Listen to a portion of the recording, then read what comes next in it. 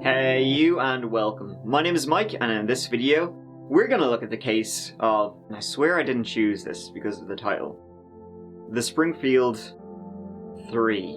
This case revolves around the 1992 unsolved disappearance of 47-year-old mother Sherrill Levitt, her 19-year-old daughter Suzie Street, and her 18-year-old friend Stacy McCall. All three women vanished from Sherrill's home, leaving no signs of what happened to them or where they went. This is actually a pretty cool example of how to not investigate a crime scene. So there's that. Bit of a shit show, this one. How could three women just vanish? They just disappeared, presumably in the middle of the night, from Sherrill's home. It didn't seem like they ran away. They left literally all their stuff. And although there are theories that they may have been abducted or kidnapped, there's still really nothing concrete about that either. And 3 decades, shit, later, we still don't know what happened in this unsolved case. So, yeah, let's have a go.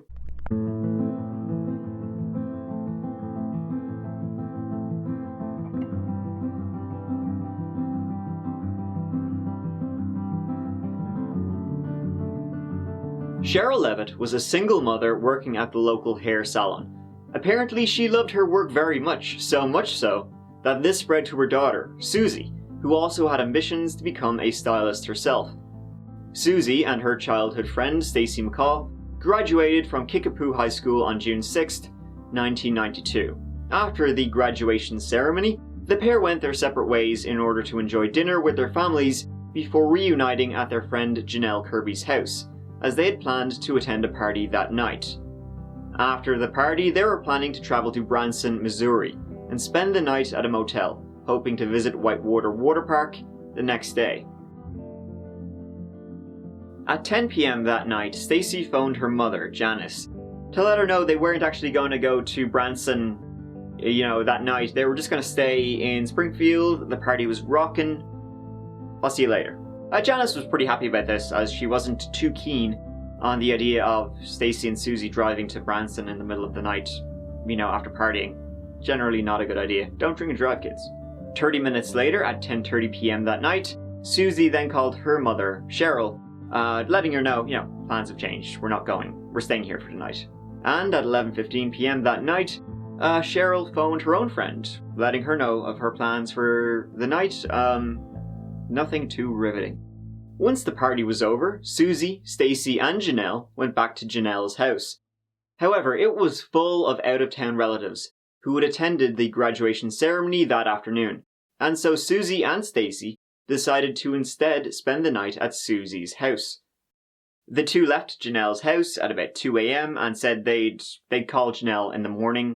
They still were going to go to Branson and go to a water park and shit like that. And it's believed they made it back, no problems. Now, it's understood by police that at this time, middle of the night, there was nothing out of the ordinary. Sherrill was at her home, taking it easy, and her daughter Suzie and Suzie's friend Stacy, they came back, staying the night there. Nothing untoward seems to have happened that we know of. The following morning, Janelle rang Suzie's home to follow up on their plans for the day. No answer. She called a couple of times, left voicemails, but got nada. She thought they may have just slept in, but as they had made plans for the day, she thought they best get a step in, so Janelle and her boyfriend Mike drove over about 12:30 p.m. They saw 3 cars outside the home. Suzie's, Stacy's, and Sherrill's. As they approached the house, they saw the globe around the porch light had been shattered, with glass covering the porch. They swept up the glass and threw it in a garbage bin across the street. The door to the home was open, so once inside, Janelle and her boyfriend noticed that no one was home. But all of their personal belongings were still there. Both Sherrill and Suzie's beds appeared to have been slept in, and Sherrill's glasses were still on the bedside locker. An open book was found on the bed, indicating that she had been in the middle of reading it when something happened. The bathroom showed signs that Suzie and Stacy had returned home after the party. The television had been left on. but it was only showing static. While looking through the house, Cinnamon, Sherrill's dog, started barking and was unusually anxious. It was then that Janelle noticed that Suzie and Sherrill's cigarettes and lighters were still there, which was weird because they were both chain smokers. They wouldn't have left without their ciggies. And she also saw Suzie's and Stacy's purses were left outside Suzie's bedroom neatly in a line. Inside Sherrill's purse was also about $900 in cash. There was also a window blind found in Suzie's room with a couple of slats pulled out of line, as if someone was looking outside. While Janelle was in the house, the phone rang. Janelle answered, thinking it was her friend's, only to find a man on the other line, making inappropriate comments and disturbing sexual innuendos. Thinking it was a prank call, she hung up, only for him to call again right after. She hung up again, but had no idea who this man was. So, although this is odd, Janelle and her boyfriend left the house, thinking that Suzie and Stacy must have gone already to the water park and they'd meet up with them later. As the day went by, Janice, Stacy's mother, after learning that Stacy had gone to Suzie and Sherrill's house, she also began to ring on the phone. Obviously no answer. She stopped by at around 7:30 p.m. and looked around and noticed her daughter's clothes from the night before had been neatly folded on the bed. While at the house, Janice checked the answering machine, which featured a message from an unknown male. By accident, the message was deleted. All she knew about it was that it was from an unknown person and it sounded, quote unquote, strange. Worried, Janice called the Springfield Police Department to report her daughter as missing. The police then filed a missing persons report. Police also asked Janice to bring Stacy's dental records, which is not good.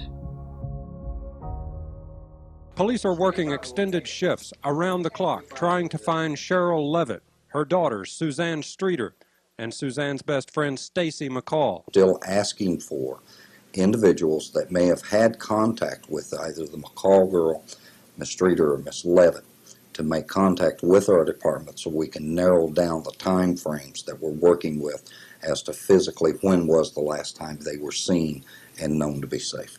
When police arrived at the home, they learned that about 18 people had visited, and they also decided to clean up the house, essentially destroying any potential evidence.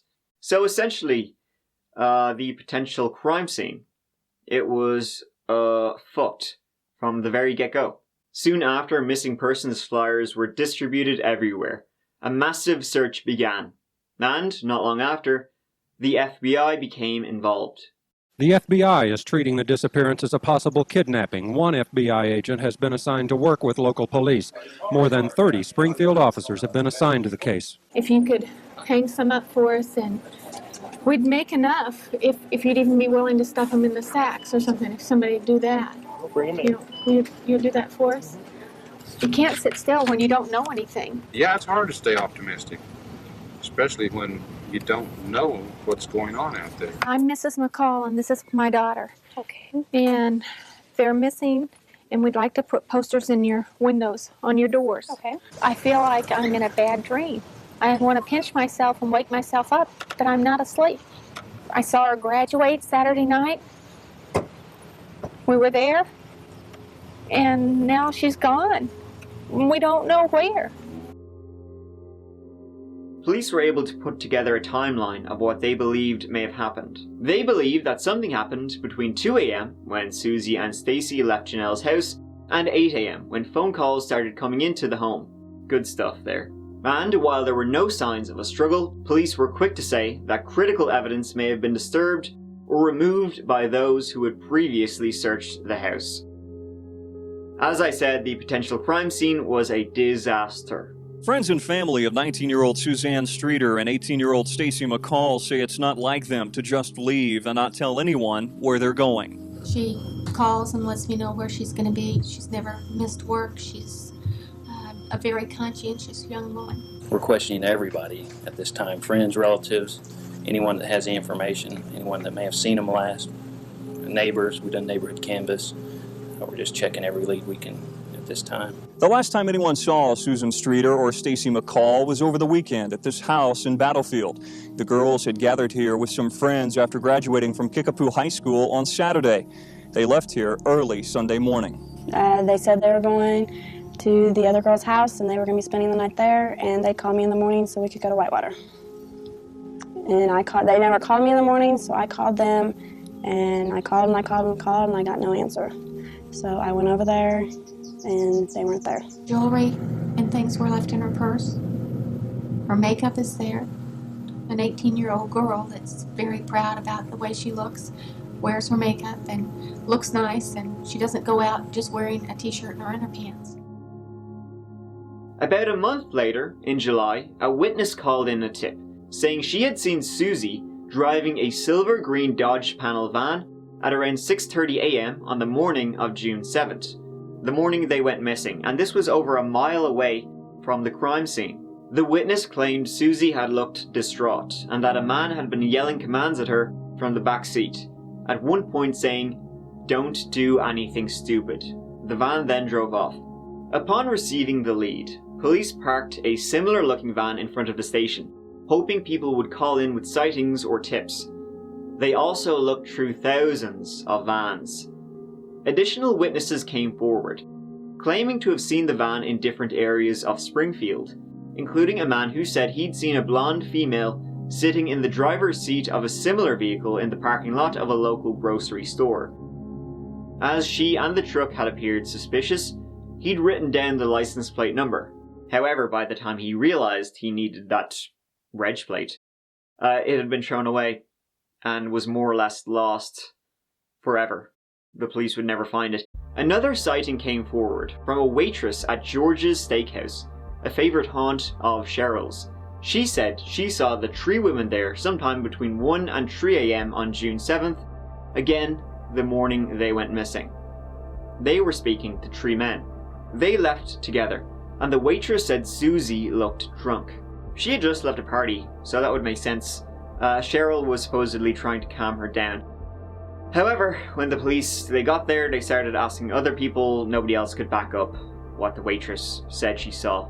Investigators and volunteers kept searching through wooded areas and streams in the immediate vicinity, as well as an apartment building, after a letter containing a hand-drawn image of it was discovered in a local grocery store. The letter also contained the phrase, "Use ruse of gas man checking for leak." The weekend-long search brought about no leads, however. So was somebody pretending to be a gas man checking for a leak, and that's how he gained entry into the house? Who would let a gas man in at like 3 a.m?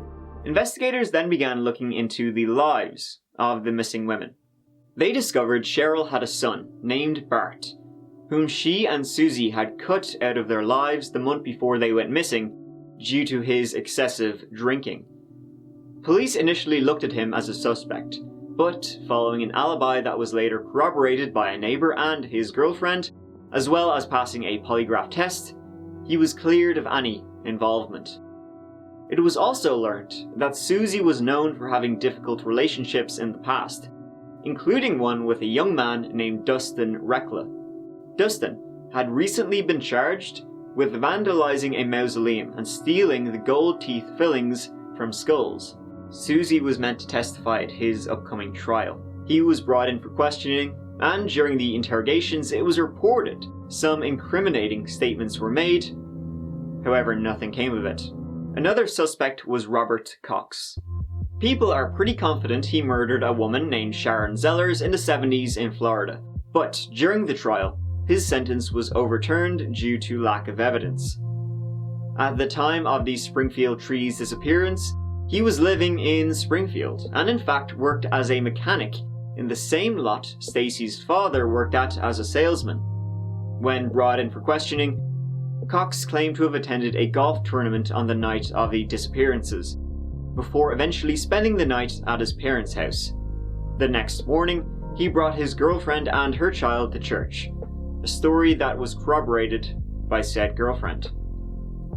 He would later be arrested in 1995 in Texas for aggravated robbery, and the police revisited him as a suspect. His girlfriend later retracted the alibi, saying he had forced her to cover for him, and she didn't know where he had been on the night of June 6th, morning of June 7th, when whatever happened to the women happened. Springfield police then traveled to Texas, where they interviewed him multiple times, and he would say some suspicious things, and once said that he knew the women were murdered, that Sherrill was the target, and the other two were in the wrong place at the wrong time, and that they were buried. But he denied he had anything to do with that.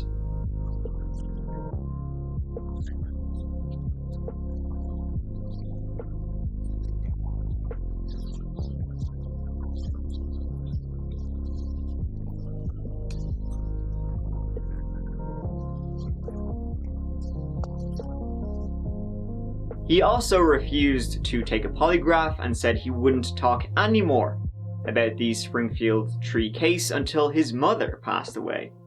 She's still alive. But police are kind of like thinking he may just be doing this for attention and that he knows jack shit about whatever happened. In December 1992, an anonymous caller phoned into America's Most Wanted after the program aired the case. However, the call disconnected before he could be patched through to investigators. Police believe the caller knew vital information, so they sent out a public plea asking for him to come forward. They never heard from him again. Sherrill and Suzie were legally declared dead in 1997. Stacy hasn't, and her mother Janice still continues to fight for an investigation into this case. She's never given up. In the mid-2000s, a local crime reporter picked up the story and received numerous tips from the public. She claimed that many had called in to say the women were buried beneath the south parking garage at Cox Hospital. How would many know this? In 2007, the reporter contacted a mechanical engineer who used ground-penetrating radar to see if the women were, in fact, buried beneath the car park. Now, the resulting image they got from this radar scan showed 3 anomalies that, the engineer said, look like graves. Well, there's a discontinuity in the subsoil, subbase. It changes once you go inside that perimeter, which indicates it's been disturbed differently than the rest of it. And then inside that perimeter, there are some weak and strong reflections, which are very close to the same electric constants. In other words, it's different, but it's set in there long enough that the salts and stuff from the soils are starting to migrate into whatever it is, and it's creating it some strong and weak reflectors. So in other words, what you're saying is that the soil is starting to absorb whatever is there. So whatever they're starting to absorb the chemicals of the soil. Okay. This is all different right in here. Mm-hmm. It starts at 2 foot, actually 1.93 feet to 2 feet from the top of this surface. And it goes down to the top of where this anomaly is showing up. And then through the bottom of the anomaly, we're back into the soil conditions again at 3 feet. What is your data telling you, indicating that it might maybe?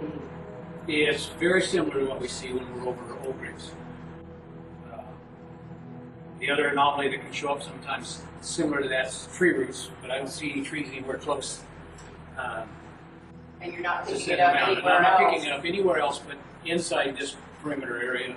Once I step outside the perimeter area, I see the slab, the Mary came up with the slab, the subsoil, the gravel, but in this area it's different. However, investigators say there isn't enough evidence to warrant digging up the parking garage. According to them, the parking garage wasn't built until a year after the 3 women went missing, so an excavator likely would have dug up the bodies if they had been buried there before.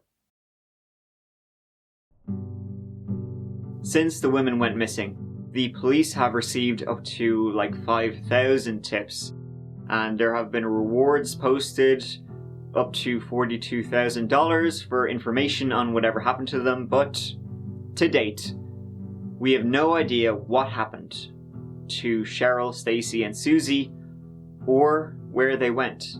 It's such a strange case with so many unanswered questions, like what was with the broken porch light out the front? The bulb was still intact, it was just the glass casing that was broken and shattered, as if something hit it.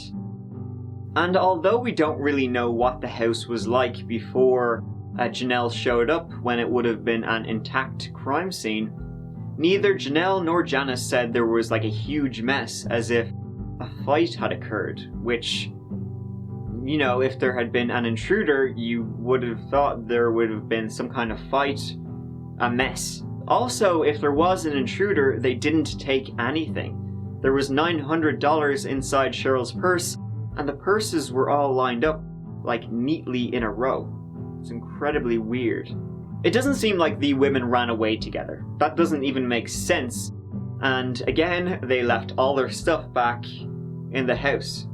Also, Suzie and Stacy weren't even meant to stay there that night. They were meant to stay in Janelle's house, but they changed their mind because Janelle's house was full. So that leaves the other theory, which is that somebody broke in and abducted them, but again, there was 3 women. Seems unlikely they would go without a fight, or at least leaving a mess of some kind. But it does seem like something happened that they weren't expecting. The TV was left on, a book was left open, but again, once one theory starts to make sense, it kind of doesn't, because there were 3 cars parked outside Sherrill and Suzie's home, so if there was a kidnapper, an abductor, somebody breaking in, they would have seen 3 cars, and who would break into a house that looked full? And then again, who was the guy who called with the dirty messages? They just vanished into thin air. If only dogs could talk, then we would really know what happened in this incredibly eerie case. Thank you so much for watching. I really appreciate it.